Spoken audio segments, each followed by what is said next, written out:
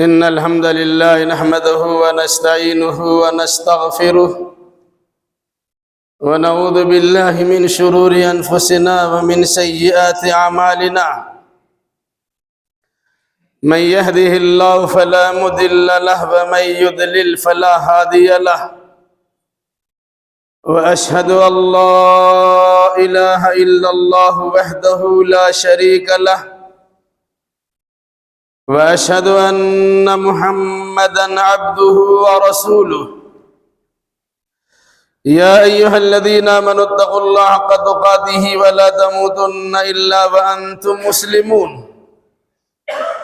يا أيها الناس اتقوا ربكم الذي خلقكم من نفس واحدة وخلق منها زوجها وبث منهما رجالا كثيرا ونساء. واتقوا الله الذي تساءلون به والأرحام إن الله كان عليكم رقيبا. يا أيها الذين آمنوا اتقوا الله وقولوا قولا سديدا يصلح لكم أعمالكم ويغفر لكم ذنوبكم، ومن يطع الله ورسوله فقد فاز فوزا عظيما. أما بعد فإن خير الحديث كتاب الله، وخير الهدي هدي محمد صلى الله عليه وسلم، وشر الأمور محدثاتها وكل محدثة بدعة وكل بدعة ضلالة وكل ضلالة في النار. أعوذ بالله السميع العليم من الشيطان الرجيم. بسم الله الرحمن الرحيم. وما كنت تتلو من قبله من كتاب ولا تخطه بيمينك إذا لارتاب المبطلون، بل هو آيات بينات في صدور الذين أوتوا العلم وما يجحد بآياتنا إلا الظالمون.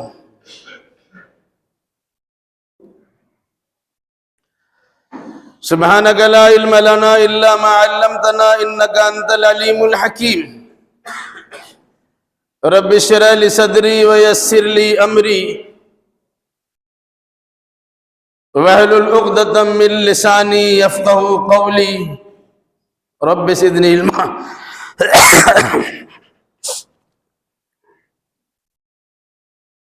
ساری تعریف سارے جہان کے خالق و مالک اللہ رب العالمین کے لیے لائق و سزاوار ہے، اور درود و سلام نازل ہو جملہ انبیاء کرام علیہم السلام پر، خصوصاً سید الاولین والآخرین، امام الانبیاء والمرسلین، خاتم النبیین، سید العالمین، شفیع المذنبین، رحمت للعالمین، محمد الرسول اللہ صلی اللہ علیہ وسلم کے لیے اللہم صلی علی محمد وعلی آل محمد کما صلیت علی ابراہیم وعلی آل ابراہیم انکا حمید مجید. اللہم بارک علی محمد وعلی آل محمد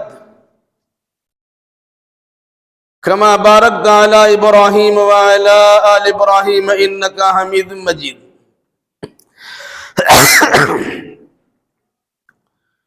گزشتہ سے پیوستہ 3 ہفتوں تک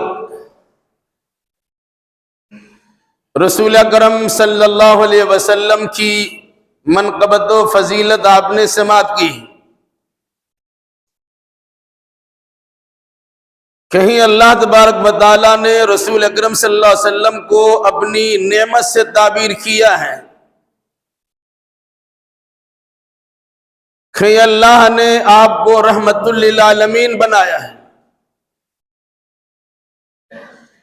کہیں اس حقیقت کو واضح کیا گیا ہے کہ دنیا کے سارے انسانوں کے پاس آپ رسول بنا کر بھیجے گئے۔ قرآن مجید میں آپ کی متعدد یا بہت ساری صفتوں کا تذکرہ کیا گیا ہے۔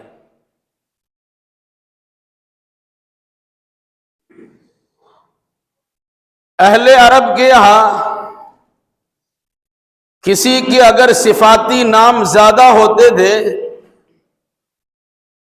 تو لوگوں کی نگاہ میں ان کا مقام و منصب زیادہ ہوتا تھا۔ اس مناسبت سے قرآن مجید میں محمد الرسول اللہ صلی اللہ علیہ وسلم کے 2 نام محمد و احمد بیان کیے گئے اور ساتھ ساتھ بہت سارے صفاتی ناموں کا تذکرہ کیا گیا۔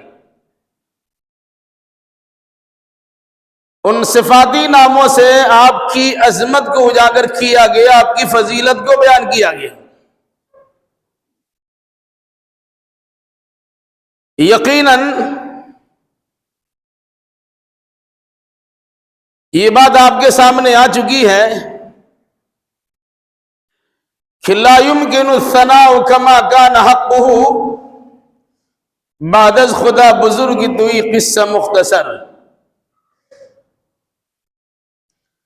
آپ کے شایع نشان،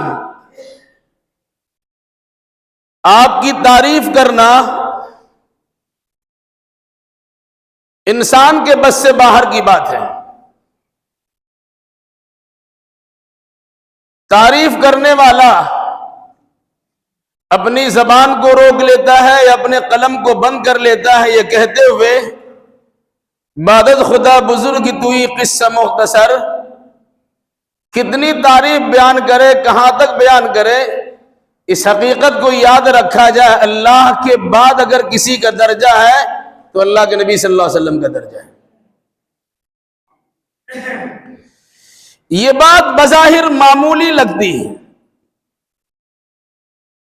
لیکن اس بات کے اندر بڑی گہرائی اور پنہائی ہے۔ اللہ کے رسول کا درجہ متعین کرنے کے لیے پہلے اللہ کا درجہ متعین کرنا ہوگا۔ اللہ یہاں تک ہے اور اس کے نیچے رسول اللہ ہے۔ جب اللہ کا درجہ محدود نہیں کیا جا سکتا تو پھر رسول کا درجہ بھی محدود آپ نہیں کر سکتے۔ اسی لیے کہا شاعر نے بعدد خدا بزرگ توئی قصہ مختصر، اللہ کے بعد اگر کسی کا درجہ تو وہ درجہ صرف آپ کا ہے۔ رسول اکرم صلی اللہ علیہ وسلم کے درجات کو قرآن مجید نے مختلف انداز میں بیان کیے ہیں۔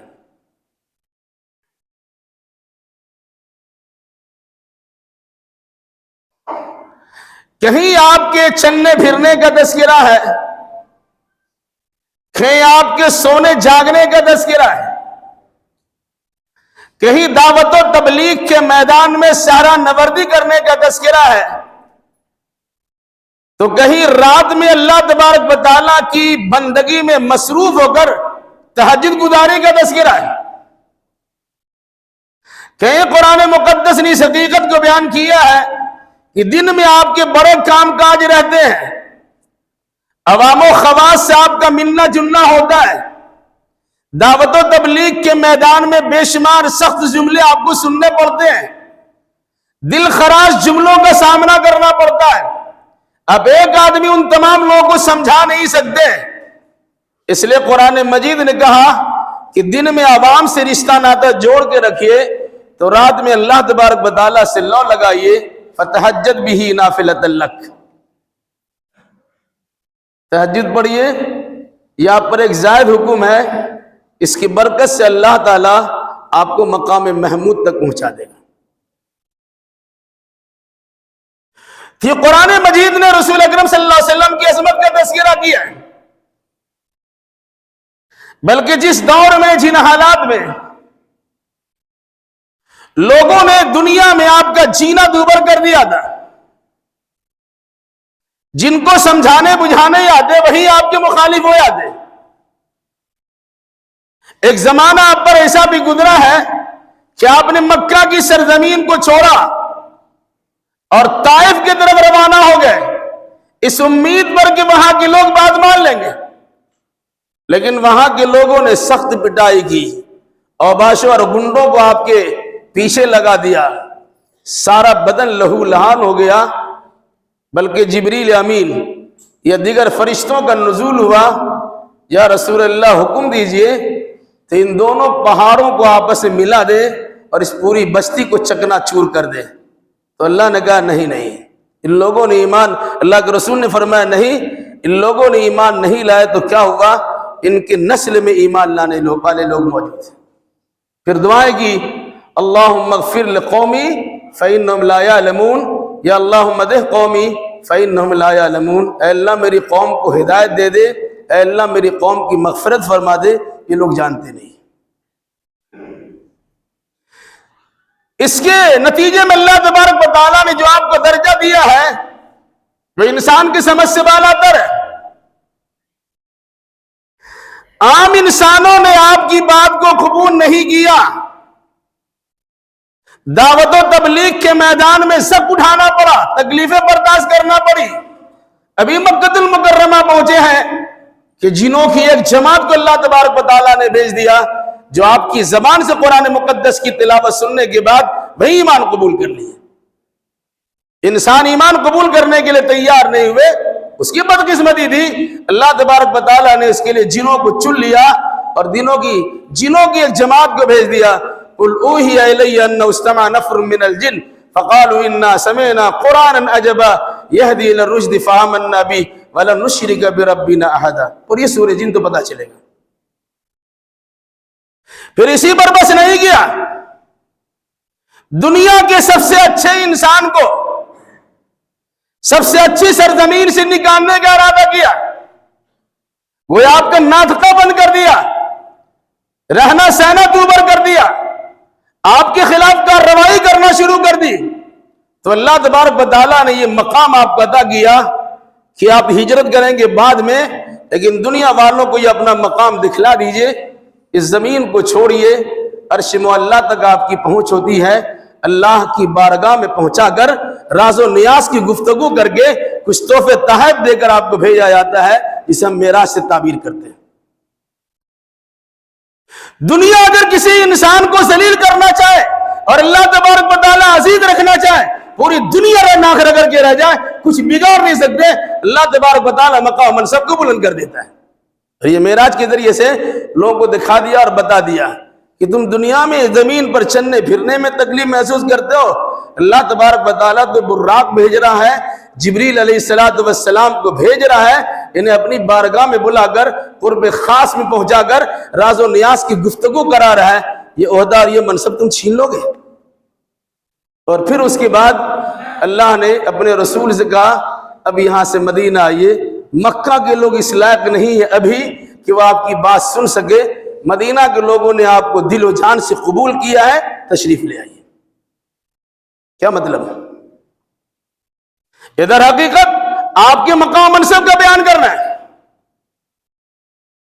جو انسان اللہ پہ بھروسہ کرتا ہے، اللہ اس کے لیے اسباب پیدا کر دیتا ہے۔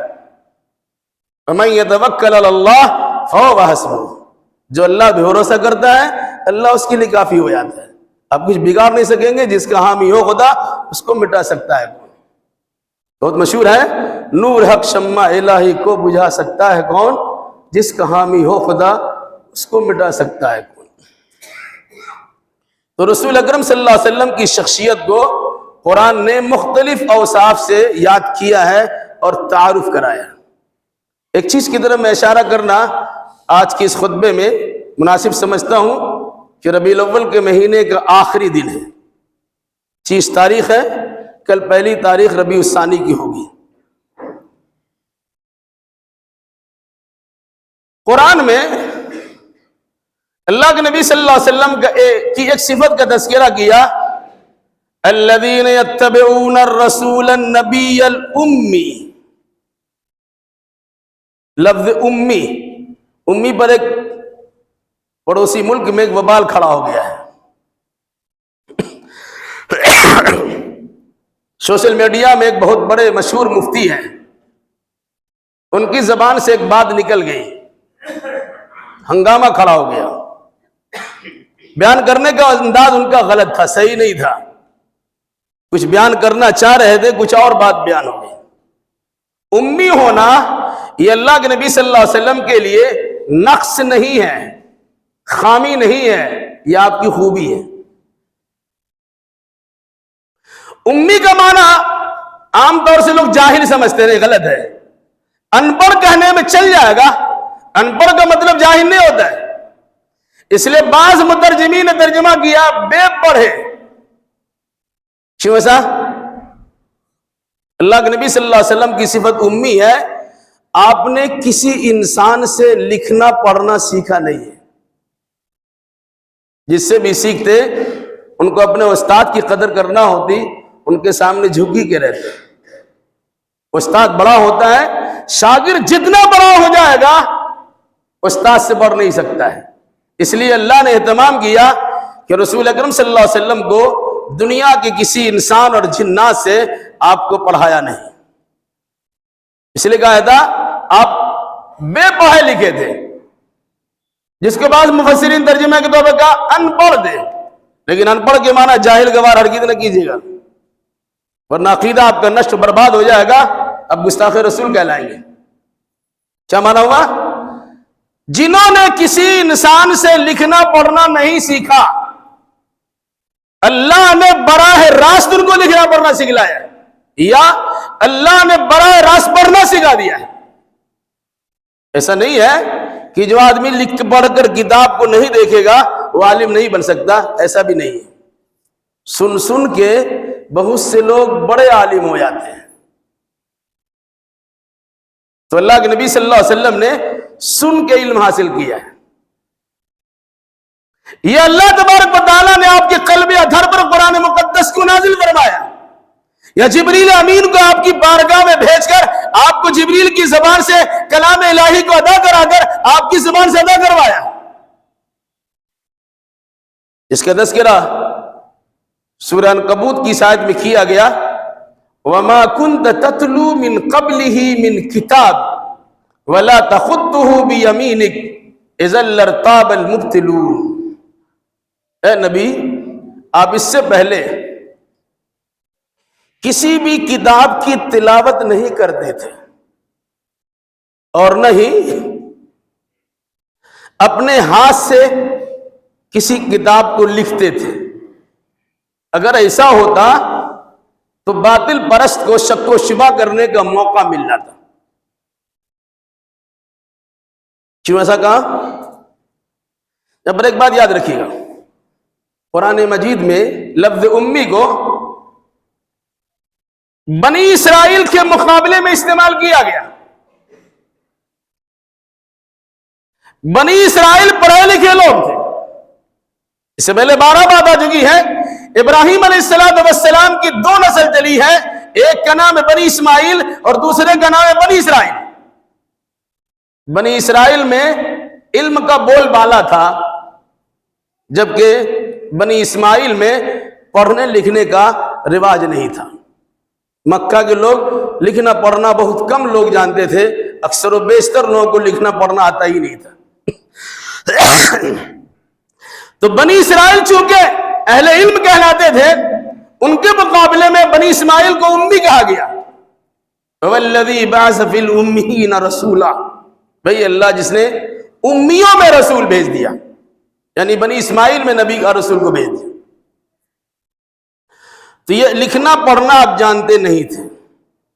قرآن نے کہا وَمَا كُنْتَ تَتْلُو مِنْ قَبْلِهِ مِنْ كِتَابٍ، آپ اس سے پہلے یعنی قرآن کے نازل ہونے سے پہلے کسی بھی کتاب کو پڑھتے نہیں تھے. وَلَا تَخُطُّهُ بِيَمِينِكَ، اور نہ اپنے ہاتھ سے لکھتے تھے. بعد نے ترجمہ کیا ہے وَلَا تَخُطُّهُ بِيَمِينِكَ، اور نہ اپنے دائیں ہاتھ سے لکھتے. یمین کے معنی دائیں ہاتھ ہوتا ہے. اس لیے جو بچے لکھنے پڑھنے والا کام کرتے ہیں انہیں بایاں ہاتھ سے لکھنا پڑھنا نہیں چاہیے، دایاں ہاتھ سے لکھنا چاہیے. بہرحال وَلَا تَخُطُّهُ بِيَمِينِكَ، اور نہ اپنے دائیں ہاتھ سے کچھ لکھتے تھے. اگر ایسا ہوتا کہ پہلے سے آپ پڑھنے والے ہوتے اور پہلے سے لکھنے والے ہوتے، اذا لارتاب المبطلون، تو باطل پرستوں کو شک و شبہ کا موقع مل جاتا کہ انہوں نے کسی کتاب سے چیٹنگ کیا ہے، کچھ لکھ لیا ہے، کچھ پڑھ لیا ہے اور آگے ہم کو سنانا شروع کر دیا۔ تو آپ کا امی ہونا یہ آپ کی شان ہے، ایک آپ کی پہچان ہے، یہ آپ کی بلندی کی علامت ہے کہ آپ کچھ لکھنا پڑھنا نہیں جانتے ہیں، لیکن ایسی آپ نے پڑھائی کی ہے، اللہ تبارک و تعالیٰ نے ایسا آپ کو پڑھا دیا ہے کہ اس پڑھنے کے نتیجے میں دنیا کے بڑے بڑے پڑھے لکھے انسان آپ کے سامنے زانو تلمس طے کرنے پر مجبور ہو گئے۔ الرحمن علم القرآن، آپ نے انسان سے نہیں پڑھا ہے، آپ کو تو رحمان نے پڑھایا ہے۔ بھئی انسان سے پڑھنے والا ایک بڑا عالم ہو جاتا ہے تو رحمان سے پڑھنے والا کیا عالم نہیں بنے گا؟ اس لحاظ سے امی کا معنی ہرگز جاہل نہ سمجھا جائے اور ناگوار بے پڑھا لکھا ان پڑھ سمجھا جائے، بلکہ امی کا معنی یہ جانا جائے کہ کسی انسان سے یا کسی عام مخلوق سے آپ نے لکھنا پڑھنا سیکھا نہیں ہے، بلکہ خالق کائنات نے آپ کو خود لکھایا پڑھایا۔ چنانچہ قرآن یہ بھی کہتا ہے وَعَلَّمَكَ مَا لَمْ تَكُنْ تَعْلَمْ وَكَانَ فَضْلُ اللَّهِ عَلَيْكَ عَظِيمًا، اللہ نے آپ کو وہ چیزیں سکھلا دیا جو آپ نہیں جانتے تھے، یہ اللہ تبارک و تعالیٰ کا آپ پر بہت بڑا فضل ہے۔ مطلب کیا ہوا کہ آپ لکھ پڑھ کر علم حاصل نہیں کیے، بلکہ اللہ نے آپ کو سکھلایا ہے۔ اب اس کے سکھلانے کی صورت یہ ہے کہ آپ کے ذہن و دماغ میں باتوں کو ڈال دیا اور اسے یاد کروا دیا، یا جبریل امین علیہ السلام کو بھیجا اور آپ کو پڑھ کے سنا دیا۔ چنانچہ پہلی یاد کے بارے میں سب جانتے اور سنتے ہی ہیں کہ غار حرا میں جبریل علیہ السلام تشریف لائے اور آپ سے کہا پڑھیے، آپ نے کہا ما انا بقاری، میں پڑھا ہوا نہیں ہوں، سینے سے لگایا اور زبردست دبا دیا، آپ کی ہڈیاں مرمڑا گئی، قوت ہمت جواب دینے لگی، چھوڑ دیا کہ پڑھیے کہ ما انا بقاری، مجھے پڑھنا نہیں آتا۔ 3 بار ایسا کیا، پھر جبریل امین نے پڑھایا، آپ پڑھنا شروع کیے، قرأ بسم ربک الذی خلق، 5 آیات کریمہ پڑھ لی۔ کیا جبریل آپ کے استاذ ہیں؟ قرآن مقدس کی آیت کی روشنی میں علمہ شدید القوا سورہ نجم میں کہ ان کو سخت طاقتور نے سکھلایا ہے۔ جمہور مفسرین نے اسے مطلب یہ لیا کہ جبریل علیہ السلام نے آپ کو سکھلایا ہے۔ ایک صاحب کا تذکرہ ملتا ہے حسن بصری کا، انہوں نے کہا علمہ شدید القوا سے مراد ان کو براہ راست اللہ نے سکھلایا ہے۔ سارے مفسرین نے کہا ذی قوت سے مراد جبریل علیہ السلام ہے، جبریل نے سنایا۔ ظاہر سی بات ہے جبریل اپنی جانب سے سکھایا پڑھایا نہیں ہے، بلکہ اللہ کی جانب سے جو کلام لے کے اترتے تھے وہ اللہ کے نبی صلی اللہ علیہ وسلم کے پڑھ کے سناتے تھے۔ اور یہی وجہ ہے کہ شروع میں جب جبریل علیہ السلام پڑھتے تھے تو اللہ کے نبی صلی اللہ علیہ وسلم کو خطرہ لگتا تھا، ڈر لگتا تھا شاید کچھ باتیں ہمارے ذہن سے نکل جائے، یاد نہ رہ سکے، تو رسول اکرم صلی اللہ علیہ وسلم جبریل کے ساتھ پڑھنا شروع کر دیتے۔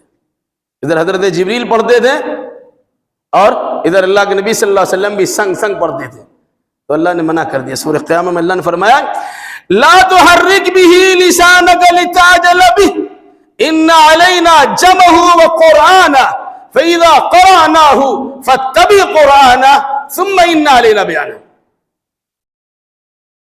اے نبی جلد بازی کرتے ہوئے اپنی زبان کو حرکت نہ دیجیے، جبریل پڑھ رہے ہیں ان کے ساتھ مت پڑھیے، بلکہ چپ رہیے اور خاموشی سنیے۔ اگر آپ کو لگتا ہے کہ بھول جائیں گے تو اللہ تبارک و تعالیٰ ضمانت دیتا ہے ان علینا جمعہ وقرآنہ، اس کا جمع کرا دینا بھی میرا کام ہے اور اس کا پڑھا دینا بھی میرا کام ہے۔ فَإِذَا قَرَأْنَاهُ فَاتَّبِعْ قُرْآنَهُ، پھر جب ہم پڑھ لیں تو میرے پڑھائی کے بعد آپ پڑھائی کیجیے. ظاہر سی بات ہے اللہ تعالیٰ پڑھ کے سنا نہیں رہتے, جبریل کو بھیجا ہے, کہا ہماری جانب سے جبریل اگر آپ کو پڑھ کے سناتے ہیں پورے طور سے ان کو سنیے, جب ان کی پڑھائی ختم ہو جائے پھر آپ پڑھیے. اور اسی پر بس نہیں ہے, قرآن کا جمع کرا دینا, قرآن کا پڑھا دینا یہ تو ہے ہی, ثم ان علینا بیانا, قرآن کا معنی مطلب سمجھا دینا بھی ہمارا ہی کام ہے. اس لیے جب جبریل آپ کو پڑھ کے سناتے ہیں تو جلد بازی کرتے ہوئے آپ مت پڑھیے. یہی سی بات نکلتی ہے جب قرآن پڑھا جائے تو آدمی کو خاموشی سے سننا چاہیے. عام طور سے چھوٹے چھوٹے بچے جب استاد ان کو پڑھاتے ہیں تو ساتھ وہی پڑھتے رہتے ہیں. اللہ تبارک و تعالیٰ نے شاید کے ذریعے سے کہا آپ پہلے سنیے گا, اللہ تعالیٰ ذہن و دماغ میں بات کو بٹھا دے گا. اس ایک بات یاد رکھیے گا, جب درس ہو, خطبہ ہو, قرآن پڑھا جائے تو بہت ساری جگہ پہ سنا گیا اور دیکھا گیا وہ موبائل میں مشغول رہتے ہیں. شاید اوپر بھی لوگ ہوں گے, سامنے تو ڈر لگتا ہے ایسا ٹوک دیا جائے گا, اوپر میں کچھ بھی لوگ موبائل بھی استعمال کرتے رہتے ہیں. اور جب ان سے کہیے گا تو کیا کہتے ہیں, ہم وہی آیت پڑھ رہے تھے جو آپ پڑھ کے سنا رہے تھے. وہاں پر کچھ نہیں کر سکتے ہیں. امام کی جانب سے, خطیب کی جانب سے جو سنایا جا رہا ہے سب کچھ چھوڑ چھاڑ کر خطیب کی بات کو سنیے. آپ ادھر ادھر کچھ نہیں کر سکتے ہیں. اگر آپ کے سامنے کوئی غلط بھی کر رہا ہے اس کو منع نہیں کر سکتے ہیں, ایک تنکا زمین سے آپ اٹھا نہیں سکتے. بہرحال کیا فرمایا, لا تحرک به لسانک لتعجل به ان علینا جمعه وقرآنہ فاذا قرأناه فاتبع قرآنہ ثم ان علینا بیانہ. اس آیت میں جبریل علیہ السلام کے پڑھنے کو اللہ نے اپنی پڑھائی سے تعبیر کیا. ظاہر سی بات ہے کہ جبریل تو ایک فرشتہ ہے جو اللہ کی جانب سے پیغام رسانی کر رہے ہیں, اللہ نے جو دیا ہے وہ آپ کو سنا رہے ہیں. اس آیت کو پھر یاد رکھیے, وَمَا كُنْتَ تَتْلُو مِنْ قَبْلِهِ مِنْ كِتَابٍ وَلَا تَخُطُّهُ بِيَمِينِكَ. اس پر تفسیری کچھ باتیں یاد رکھ لیجیے. آپ اس کتاب سے پہلے کسی کتاب کو نہیں پڑھتے تھے اور نہ آپ اپنے دائیں ہاتھ سے کچھ لکھتے تھے. مسئلہ کھڑا ہوا کہ قرآن کے نازل ہونے کے بعد آپ کو لکھنا پڑھنا آیا کہ نہیں آیا. قرآن کے نازل ہو جانے کے بعد آپ دیکھ کے قرآن پڑھ سکتے تھے کہ نہیں پڑھ سکتے تھے, یا کچھ لکھنے لکھانے کی بات ہو تو لکھ سکتے تھے. جمہور مفسرین کا یہ قائل ہے کہ آپ نے قرآن کے نزول کے بعد بھی دیکھ کر لکھنا پڑھنا نہیں جانا, بلکہ اللہ نے آپ کے ذہن و دماغ میں ان باتوں کو سما دیا تھا اور اسی چیز کو آپ پڑھتے تھے. آگے کیا اس کا تذکرہ ہے, بل هو آیات بینات فی صدور الذین اوتوا العلم, یہ تو واضح آیتیں ہیں جو اہل علم کے سینے میں جمع ہیں. اور اللہ کے نبی صلی اللہ علیہ وسلم سے بڑا اہل علم کون ہوگا, اللہ نے آپ کے قلب اطہر پر قرآن مقدس کو اتارا ہے. جبریل علیہ السلام کو بھیجا ہے, نزل به الروح الامین, جبریل آپ کے پاس لے کر آئے ہیں, علی قلبک, آپ کے دل پہ اس کو اتارا ہے, آپ کے دل و دماغ میں اللہ نے قرآن مقدس کی آیاتوں کو سما دیا ہے, وہ یاد کرا دیا. تو بغیر دیکھے بھی حافظ قرآن پڑھتے ہیں, کوئی ضروری نہیں ہے کہ دیکھ ہی پڑھا جائے. تو آپ کی پڑھائی ایسی تھی کہ آپ نے کتاب دیکھ کے نہیں پڑھا, آپ نے کتاب لکھ کے نہیں پڑھا, اللہ تبارک و تعالیٰ نے آپ کو پڑھا دیا اور ایسا پڑھا دیا کہ دنیا کے فصیح و بلیغ انسان, فصار بلغا انسان, پرداز اور ادیب انسان بھی آپ کے سامنے گھٹنے ٹیکنے پر مجبور ہو گئے, اور قرآن جیسا قرآن یا قرآن کی سورہ جیسی کوئی سورہ یا قرآن کی آیت جیسی کوئی آیت مقابلے میں پیش نہ کر سکے. ایک امی کی زبان سے, ایک بے پڑھے لکھے انسان کی زبان سے ایسا کلام کا جاری ہو جانا, یہ خود اہل عرب کے لیے اچنبھا پن کی بات تھی کہ ہم لوگ پڑھ لکھ کر کچھ نہیں کر سکے, یہ بے پڑھے انسان ایسا سنا رہے ہیں. یہ در حقیقت اللہ کے نبی صلی اللہ علیہ وسلم کا معجزہ ہے اور یہ کمال ہے. البتہ کچھ لوگوں نے کہا ہے کہ قرآن کے نازل ہونے کے بعد آپ دیکھ کے پڑھتے تھے لیکن آپ کو لکھنا نہیں آتا تھا. جو اسی آیت میں کہا فما كنت تتلو من قبلہ من کتاب، اس سے پہلے کسی کتاب کی تلاوت نہیں کرتے تھے. لیکن اس کے بعد کہا ولا تخطوا بیمینک، وہاں یہ نہیں کہا ولا تخطه بیمینک من قبلہ، اس سے پہلے آپ لکھتے نہیں تھے. ایک ہی جگہ قبل کا بیان کس کا مطلب یہ ہے کہ صرف پڑھائی سے متعلق ہے. گویا کتاب کے نازل ہونے کے بعد کچھ لوگوں نے کہا کہ پڑھنا آپ کو آ گیا تھا لیکن لکھنا نہیں آیا تھا. اور اس سلسلے میں قرآن مقدس کی آیت تو نہیں لیکن حدیث رسول موجود ہے. جیسے صلح حدیبیہ کے واقعہ میں آپ نے تجویز لکھوائی اور شروع کیا من محمد الرسول اللہ الی فلاں، محمد الرسول اللہ کی طرف سے یہ دستاویز تیار کیا جا رہا ہے. تو کفار و مشرکین نے کہا اگر ہم آپ کو رسول مان ہی لیں پھر جھمیلا کس بات کا ہے؟ اس لیے یہاں پر رسول ختم کیجئے، کاٹیے محمد بن عبداللہ لکھیے. حضرت علی صاحب نے فرمایا وہاں سے لفظ رسول کاٹ دو اور محمد بن عبداللہ ہی رہنے دو. حضرت علی نے کہا میری مجال نہیں، میں لفظ رسول کاٹ دوں گا، میں نہیں کاٹوں گا. بڑی بات ہے. اللہ کے نبی صلی اللہ علیہ وسلم حکم دے رہے کاٹ دو، کہا میں نہیں کاٹوں گا. پھر آپ نے کیا فرمایا جھمیلا ختم بھی کرنا ہے، صلح کرنا بھی ہے. فرمایا دکھاؤ کہاں لفظ رسول ہے. دکھایا تو اللہ کے نبی صلی اللہ علیہ وسلم نے اسے کاٹا. اس سے پتہ چلتا ہے کہ آپ نے سن 6 ہجری تک قرآن مقدس یا کسی چیز کو لکھنا نہیں سیکھا تھا، پڑھنا نہیں سیکھا. گیا پڑھتے لکھ دے تو باضابطہ حضرت علی سے ایسا کیوں کہتے ہیں؟ دوسری بات مہینوں سے متعلق آپ نے بیان فرمایا، بخاری کی حدیث ہے انا امۃ امیہ لا نکتبها، ہم امی قوم ہیں، ہم لکھنا نہیں جانتے اور ہم کو حساب کتاب بھی زیادہ نہیں آتا. آپ نے فرمایا الشعر ہاکذا ہاکذا ہاکذا، 3 بار کہا. 10 10 10 مہینے 30 دن کے ہوتے ہیں. پھر ایک بار فرمایا الشعر ہاکذا ہاکذا اور ہاکذا، ایک کو چھپا دیا اور 4 اس میں رکھا، 5 میں رکھا، کتنے ہو گئے 29. فرمایا اسلامی تاریخ یا عربی تاریخ یا عربی مہینے یا تو 30 دن کے ہوتے ہیں یا 29 دن کے ہوتے ہیں. ہم حساب کتاب نہیں جانتے ہیں، لکھنا پڑھنا نہیں جانتے. یہ بات آپ نے بیان کیا ہے.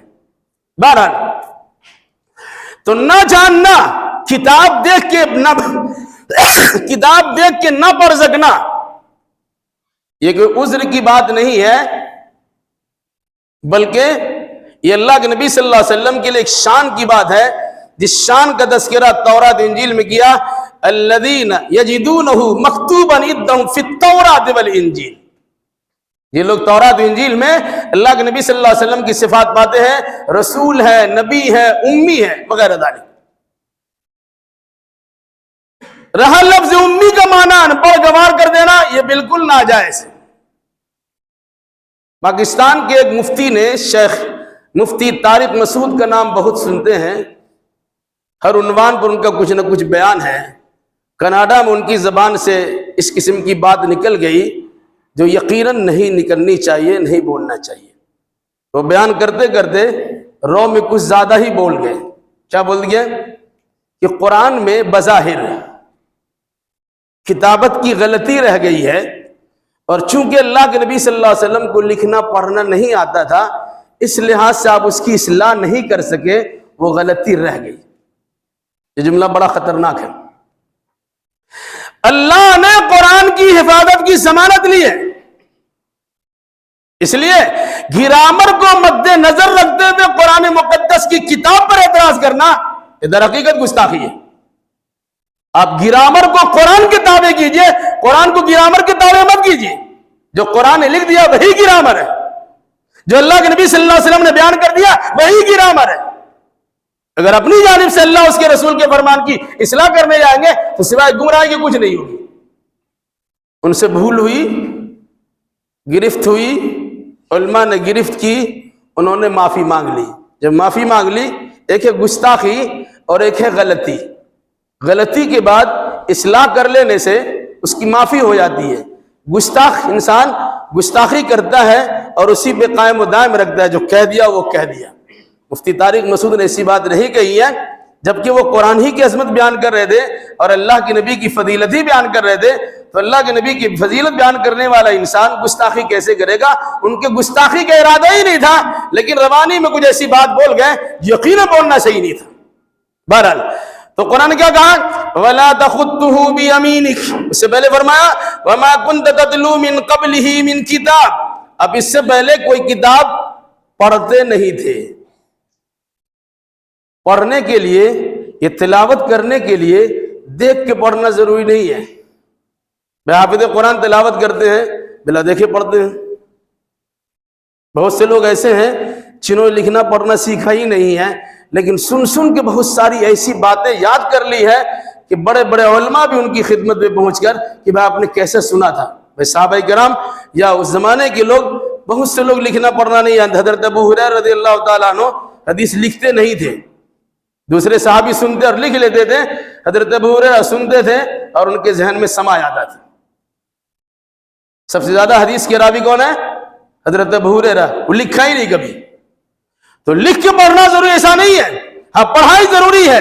یہ کہنا کہ اللہ کے نبی صلی اللہ علیہ وسلم کو پڑھنا یعنی علم نہیں تھا، جانتے نہیں تھے، یہ غلط ہے. کیونکہ اللہ تبارک و تعالیٰ نے جس کو سکھلایا ہو وہ بے علم کیسے ہو سکتا ہے؟ اس لیے قرآن نے کہا الرحمن علم القرآن. رحمان نے اللہ کے نبی صلی اللہ علیہ وسلم کو قرآن سکھلایا ہے. اور رحمان نے کیا کہا؟ علمک ما لم تکن تعلم. اسی رحمان نے آپ کو وہ چیزیں سکھلا دی جو آپ نہیں جانتے تھے. وکان فضل اللہ علیک عظیما. اور آپ پر اللہ کا بہت بڑا فضل ہے. اللہ نے رسول اکرم صلی اللہ علیہ وسلم کی عظمت کو اجاگر کیا.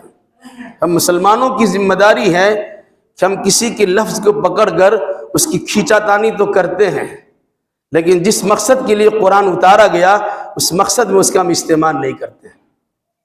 میں پوچھوں، شاید آپ کو تکلیف ہو جائے.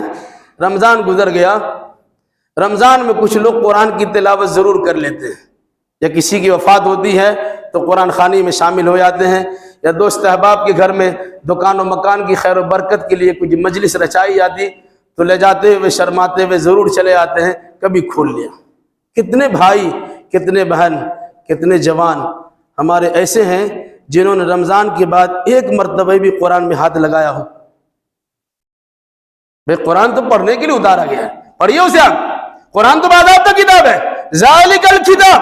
دنیا میں اگر کسی کتاب کو کتاب ہونے کو کہا جا سکتا ہے تو وہ قرآن ہی ہے، جس میں کوئی بھول نہیں ہے. وہ ہر ایک اعتبار سے پاک اور صاف ہے، ہر ایک اعتبار سے موزون و محفوظ ہے. اس میں کسی قسم کی کوئی خرابی نہیں، کسی قسم کی کوئی خامی اور کمی نہیں ہے، کیونکہ باضابطہ اللہ نے اسی کتاب کا ہے. اس لیے اللہ کی اس کتاب کو پڑھیے اگر اللہ نے آپ کو پڑھنے کی صلاحیت دی ہے، ورنہ آپ کو تجربہ ہوگا. ایک انسان فرفر قرآن پڑھتا ہے، جو مستقل پڑھتا ہے، 2-4 مہینہ کے بعد پڑھیے اب اٹک کٹک کے پڑھنا شروع کریں گے. تجربہ دیکھ لیجیے آپ. جو قرآن کی آیتیں آپ کو یاد ہے، پڑھتے رہتے ہیں، لیکن پڑھنا چھوڑ دیجئے. اب حافظ قرآن ہے، اگر ایک مرتبہ تراویح نہیں پڑھاتا اس کا آدھا نقصان ہو جاتا ہے. 2-3 مرتبہ نہ پڑھایا پورا ختم ہو جاتا ہے. یہ اپنا بھی تجربہ دیکھ لیجئے. آپ نے بھی پارہ 2 پارہ یاد کیا ہوگا، چند صورتیں آپ نے یاد کی ہوگی، اگر اس کو پڑھانے کا آپ کا رواج نہیں ہے کچھ دن کے بعد آپ بھول جائیں گے. قرآن بڑی آسانی کے ساتھ یاد ہوتا ہے تو بڑی جلدی ذہن سے نکل بھی جاتا ہے. اس لیے قرآن کی حفاظت کیجئے اور اللہ کے نبی صلی اللہ علیہ وسلم کی سیرت کو سمجھیے. اس سیرت کو اس انداز سے سمجھیے کہ آپ کو نبی اس قرآن کے ذریعے ہی بنایا گیا تھا. اس لحاظ سے قرآن سے آپ کا رشتہ ناتا مستقل جڑا رہا، بلکہ ایسا جڑا رہا قاری نظر آتا ہے، حقیقت میں ہے قرآن. اللہ کے نبی صلی اللہ علیہ وسلم پڑھنے والے دکھاتے ہیں لیکن سراپا وہ قرآن ہے. جتنی چیزیں قرآن میں کہی گئی ہیں وہ سب آپ کی عملی زندگی میں موجود ہیں. اس لیے ہمیں اللہ کے نبی صلی اللہ علیہ وسلم کی شخصیت کی اہمیت کو سمجھنا چاہیے. اتنے بڑے نبی اللہ نے ہمیں عطا کیا، نوازا ہے. صرف اس لیے نہیں کہ ان کے نام پر چونگا چاٹی کریں، صرف اس لیے نہیں کہ ان کے نام پہ میلاد منا لیں، صرف اس لیے نہیں ان کے نام کے قصیدہ خوانی کریں، صرف اس لیے نہیں کہ نعت خوانی کرتے ہوئے جھوم جائیں اور جب عمل کرنے کی باری آئے تو گھوم جائیں. میرے بھائیوں، ہماری آپ کی ذمہ داری بنتی ہے کہ اللہ کے نبی صلی اللہ علیہ وسلم کی سیرت کو پڑھا جائے. جس قرآن کے لیے آپ نے تکلیفیں برداشت کی ہے اور مکہ المکرمہ جیسی شہر کو آپ نے قربان کیا ہے، اس قرآن کو پڑھیے اور اللہ کے نبی صلی اللہ علیہ وسلم کی سوانح حیات سے عبرت النصیحت حاصل کیجیے. اللہ ہمیں اور آپ پر جملہ مسلمانوں کو کتاب و سنت کی روشنی میں نیک سمجھ کی توفیق عطا فرمائے. الہی جو بیمار انہیں شفا کامل اور عاجل عطا فرمائے، جو مقروض ہے انہیں قرض ادا کرنے کی سہولیات فراہم کر دیں، جو ماخوذ و گرفتار ہے ان کے لیے رہائی کے اسباب پیدا کر دیں، جو دینی دنیاوی اعتبار سے پریشان ان کی جملہ پریشانی کو دور فرما دیں. جن جن لوگوں نے دعا کی درخواست کی ہے ان کے جائز مراد کو پوری فرما دے، ان کے مریضوں کو شفا کلی عطا فرما دے. جب تک ہمیں زندہ رکھ، کتاب اللہ اور سنت رسول اللہ پر عمل کرتے ہوئے زندہ رکھ، اور جو ہمارا خاتمہ ہو انہی دونوں کی ترویج و اشاعت کر دے ہمارا خاتمہ ہو. اقول قولی ھذا واستغفر اللہ لی ولکم ولسائر المسلمین واخر دعوانا الحمد للہ رب العالمین.